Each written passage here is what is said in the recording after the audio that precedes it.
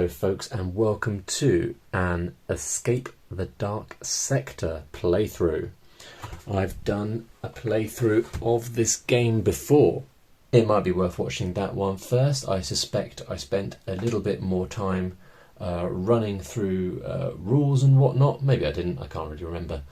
What I can remember is I don't think I won, spoiler alert. So we're going to do things a little bit differently this time. First of all, I'm going to have 3 characters instead of 2.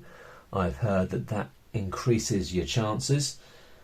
And I'm also going to use all the rules. I thought that might be a good idea. Some helpful soul in the previous playthrough comments pointed out that weapons can be reloaded between chapters. And that, I suspect, will be quite handy. So we're going to do that this time. This is our adventure deck here, and it is split into 3 chapters. So we've got chapter 1 is represented by 1 pip on the little aliens style motion detection thing there, and then you've got 2 pips of chapter 2 and 3 pips of chapter 3, and then eventually we have the final boss, if we get that far. Okay, so before we get into it, let me give you a quick rundown of who we've got on our team here. I've tried to sort of balance them out a little bit. So up here we've got Lieutenant Taylor, and Lieutenant Taylor's best trait is cunning. That's represented by this little eye. Here we've got Lieutenant Cook. His best trait is might, represented by the fist. And over here we've got Lieutenant Tanner, and her best trait is wisdom, represented by the little star. Lieutenant Taylor has an implant. They all have an implant. Lieutenant Taylor's implant allows her to, whenever she rolls 1 or more hit dice, she may re-roll each one of them once, applying only the second result. So I'm hoping that's going to be quite handy. Lieutenant Cook has got the advanced targeting implant, which is good during ranged combat and allows 1 of the ammo dice to be re-rolled. So that's nice. And Lieutenant Tanner has got the neural override. Whenever she rolls a double outside of combat, I can change it to any single. I think we're just going to get straight into it. Here we go.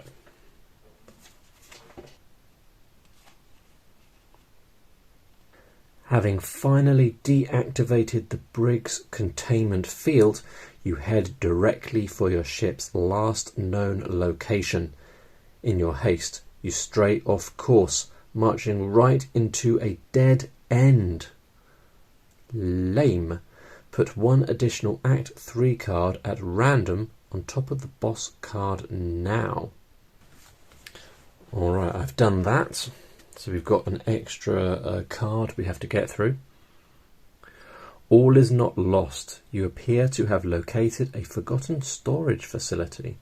For each crew member, draw a starting weapon and an item card. Here we go. So, Lieutenant Taylor has got a ray gun. I can see I'm already running out of space here. We'll see how we go. Lieutenant Cook has got a slug pistol, and Lieutenant Tanner has got a slug pistol. Good for shooting slugs. And they get an item each, so that's pretty cool. You don't normally start off, because there are different starting cards. And I don't think I've used this one before, or had this one before. You don't normally get an item to start with. So Lieutenant Taylor gets a power wrench. Once per round of close combat, when you roll a double, You may roll again and apply both results. That's pretty sweet. Oh, it's a weapon. It's a close combat weapon. Awesome.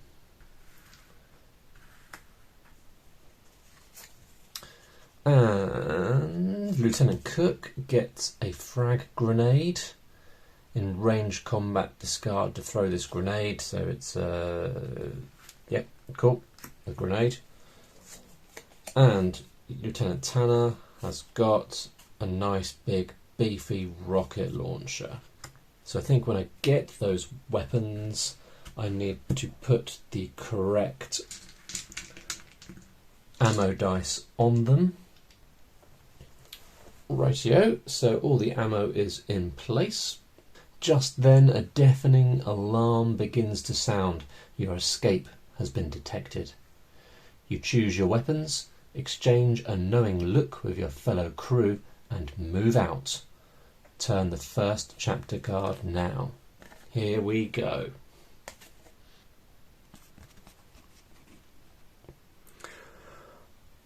A wrong turn leads you right into the guard barracks, row upon row of slumbering security personnel. Fortunately for you, a lone guard is on watch duty.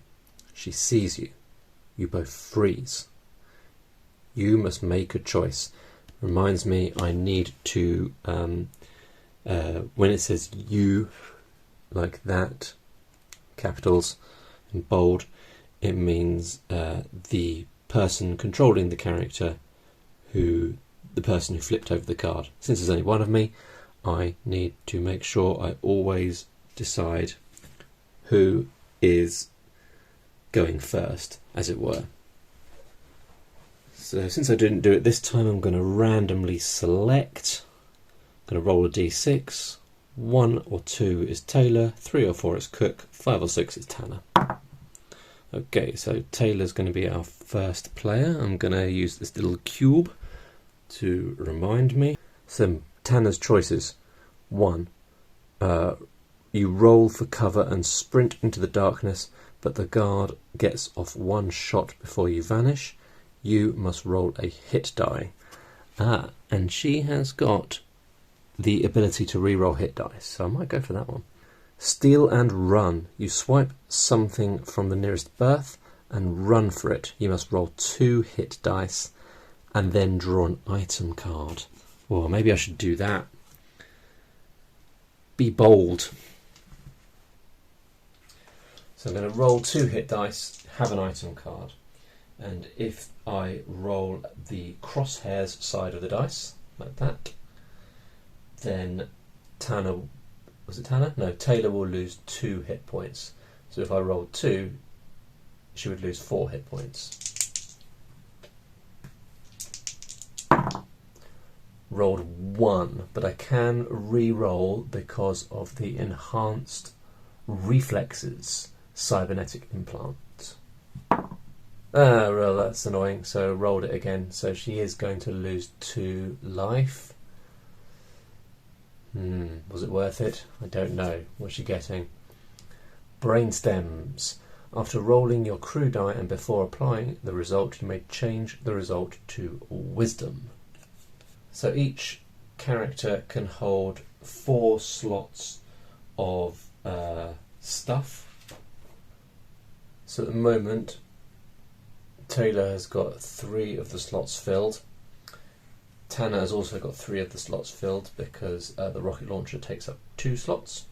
You can tell that because the card is orientated the other way around.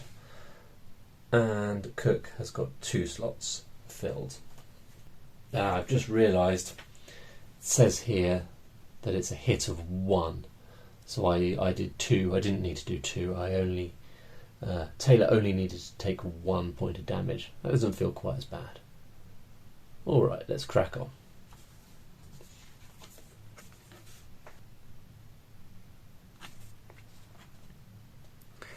This room is lined with magnetically sealed deposit boxes filled with contraband confiscated from detention block prisoners. As a group, choose one option. We can move on. Time is of the essence. Turn to the next chapter card. We can hack, nominate a member of the crew to try and hack the terminal to open boxes. You have to roll wisdom in one attempt, and you can try 3 times. For each success, draw an item. 2 on a double wisdom. For a failure, the overhead security shock nodes activate and the hacker loses 2 HP. To hack, you must roll wisdom in one attempt. Well, Lieutenant Taylor's got the brain stems. The brain stems say after rolling your crew die and before applying the result, you may change the result to wisdom. I mean, that sounds like I can just change every result to wisdom, because it doesn't say once per round or once per chapter card. It just says after rolling your crew die. So every time she rolls her crew die, she can change the result to wisdom, which to me means that's just automatic success. So I'm going to do it 3 times. She might as well roll her die, because if she rolls double wisdom, we get 2 items. Is that right? Wow, so we can theoretically get 6 items, which is insane. So we're going to do it. Okay, so that isn't wisdom, that is the I. Cunning, that's what it is. I can't remember, there's just 3. Might, cunning, and wisdom. For the life of me, I can't remember. Anywho, so after rolling your crew die, before applying the result, you may change the result to wisdom. Change to wisdom. Draw a card. We can do that 3 times. Stale rations. Discard to restore 1 HP to your crew member. I think I'll do that straight away. And we'll just immediately do that. That's not wisdom, so I'll change it to wisdom. Get a card. Whoa, look at that. A battery cannon. Let's give that to Lieutenant Cook, who now cannot carry anything else. And we get to do it one more time. Double wisdom. That gives us 2 item cards. Crazy town. Okay, well, we've got 1 gigantic weapon which no one can carry, so we'll just get rid of that. And a force field. When you would lose any amount of HP, discard to lose none. Handy. Alright, let's give that to Lieutenant Tanner. That was pretty sweet. Enjoyed that. I've got a lot of gear. Got a lot of gear going on. Blasting through his cell wall from the inside, a mysterious traveller steps out into the passage ahead. His arm cannon crackles with energy as he calmly scans you, evidently assessing your threat level. As a group, take 1 option. Evade, make a peace offering, discard an item, and turn to the next chapter card, or take him down, begin combat. The benefit of fighting him would be getting some item cards. And as attached as I am to my item cards, I've got an awful lot, so I wouldn't even be able to keep them all. So I think I make a peace offering, discard an item, give him an item, and turn to the next chapter card. So I'm going to give him this lovely force field. I'm sure he'll be delighted with that, and he'll go happily on his way, and we can move on.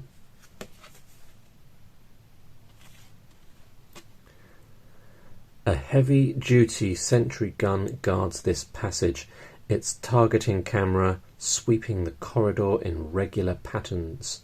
Nominate 1 member of the crew to slip past the camera so they can hack and disable the gun. They must roll cunning in 1 attempt and then wisdom in 2 attempts. So if we succeed, we can move on, and if we fail, we have to fight the turret. So we need to nominate someone to roll cunning in 1 attempt and wisdom in 2 attempts. Well, again, I know it feels like Taylor is kind of carrying the crew here, but Taylor's very good with cunning, and then obviously we have the brain stem, so we can change any result to wisdom, so that one's just guaranteed. So let's do that. We need to roll cunning, which is the I. Hey, there we go. This is all going a bit well, isn't it? Don't trust this at all. Rolled cunning in one attempt and then have to roll wisdom in 2 attempts. Well, that's not wisdom, but I can change it to wisdom using my brain stims. And we are successful. Success. With the gun disabled, you raid the maintenance stash below. Draw 2 item cards. Turn to the next chapter. Can never have too many item cards. What have we got? We've got Alien Sludge, which we can use to restore 1 HP. And we've got a Rusty Pipe.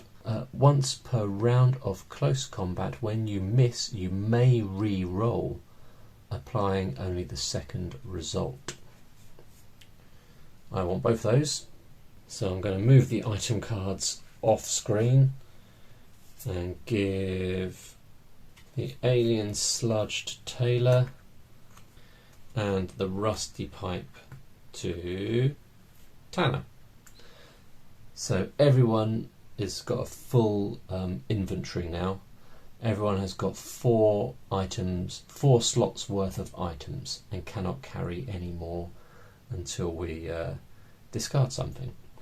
But that's nice. All well kitted out. That is handy. All well kitted out. All on maximum HP. Famous last words. It's going very well as we head into chapter 2.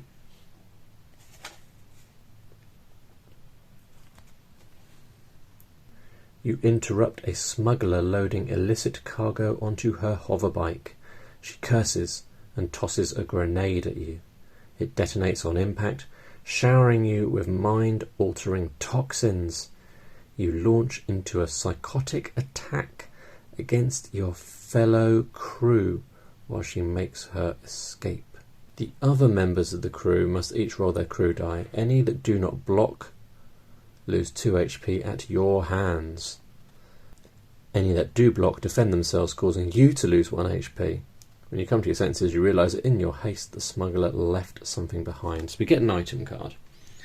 But first we've got to attack each other. So Lieutenant Taylor is going to attack Lieutenant Cook. Rolled a shield, which means Lieutenant Cook takes no damage, but Lieutenant Taylor takes 1. Goes down to 11. Then Lieutenant Taylor attacks Lieutenant Tanner. And Lieutenant Tanner did not block, which means that she loses 2 HP, going down to 10. Right, but then we do get an item card. Before we do the item card, Taylor is going to use the alien sludge. I don't really know how. Eat it, rub it on her skin, in order to restore 1 HP. Going back up to 12. And let's see what this item card is. Oh, med pack. Discard to restore 1 HP to all members of the crew. That is nice. He's a nice looking chap, isn't he? Looks like he'd be fun at parties. There is a piercing screech as an alien lets out its hunting cry, dropping onto you from some concealed perch in the darkness overhead.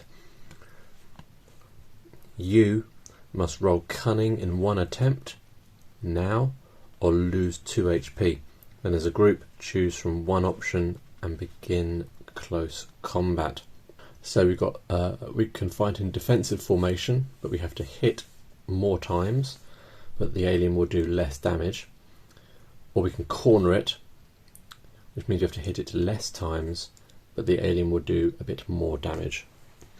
Before we do that, we need to...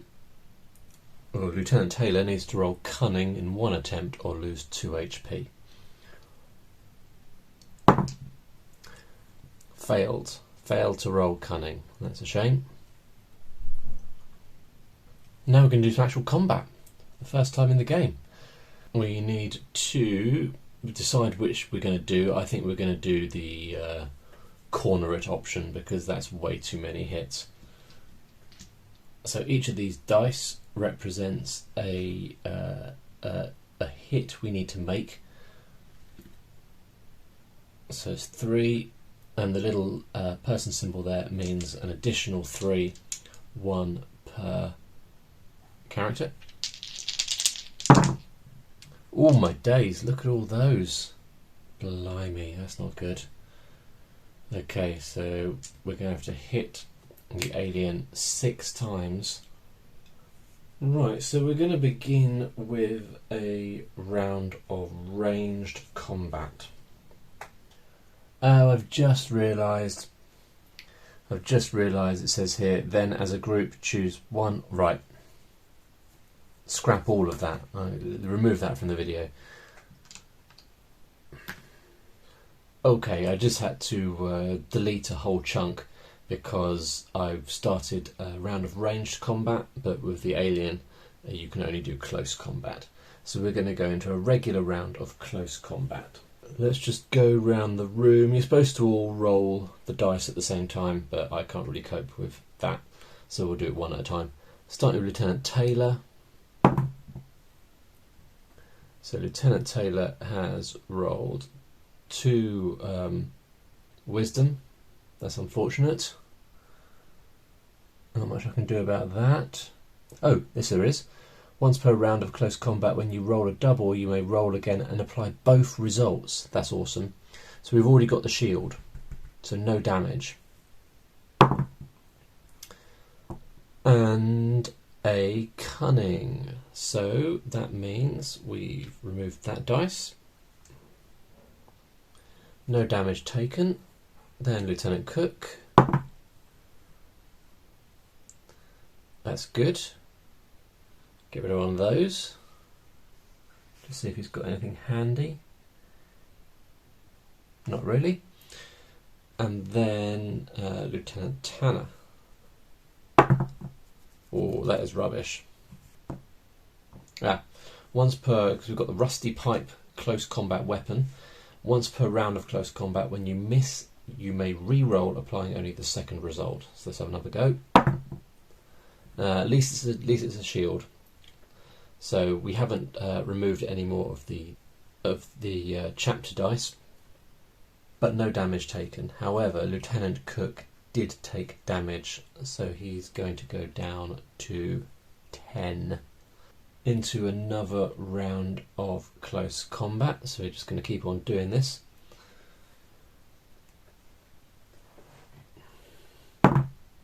Oh, that's good. Goodish. So that's another one gone. Lieutenant Cook. Oh, that's some moderately lucky rolling. And Lieutenant Tanner. Not so much.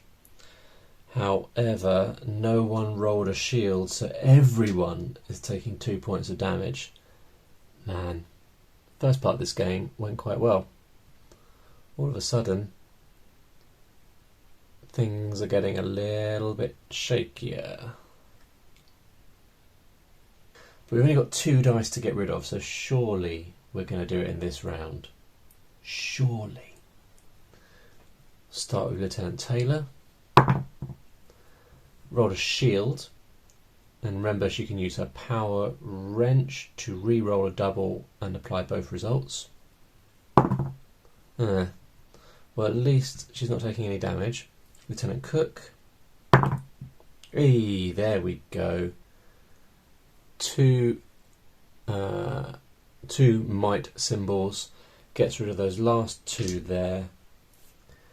And that means that... Alright, so the alien is defeated and we get 2 item cards. Well, first of all, we're just going to use that med pack to restore 1 point of HP to everyone, which puts everyone on 9. Alright, I think I'll split this video into 2, so we'll call that the end of part 1. We are, I think, around about, assuming I get all the way to the final boss, which is a big assumption, that is the end of the first half or thereabouts. We're about halfway through. We've got 2 more chapter 2 cards, then we've got chapter 3, remember we've got an extra one of those, and then we've got the final boss. I hope you enjoyed that video. If you did and you want to see more adventures just like it, please do subscribe to my channel. Hit the bell notification icon so you get an alert when new videos are released. Thank you very much for watching. I've been the Lone Adventurer and I will see you in the next video. Bye for now.